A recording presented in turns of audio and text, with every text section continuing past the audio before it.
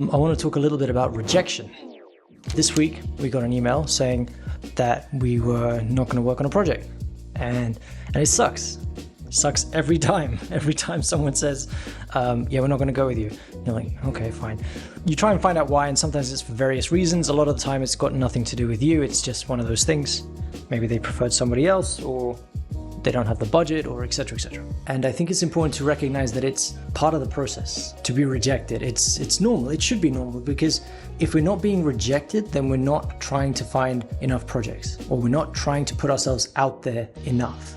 There's no way that you try to get a project and you get it every time. It doesn't work like that. It doesn't work like that. Just the rule of average will state that you will end up being rejected more than you're accepted.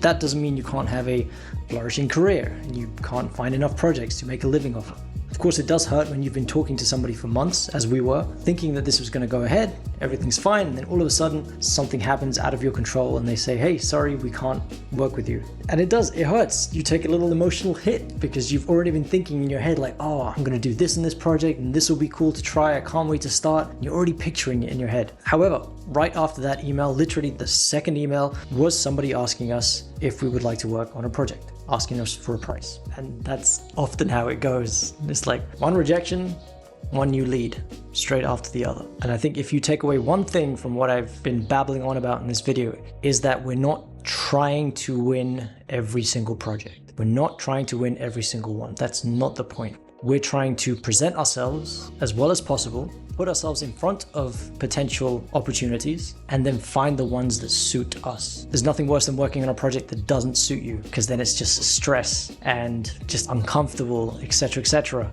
You want to find the project that suits you, because then you're comfortable. And when you're comfortable, you do your best work. So rejection sucks, but it's part of the process. So talk it out. Talk it out with some friends. Talk about how it sucks. Make a video like I'm doing now. Talk about it. Get it off your chest and remind yourself that it's not personal, that it's part of the process, and it's actually a good marker for progression in a creative career.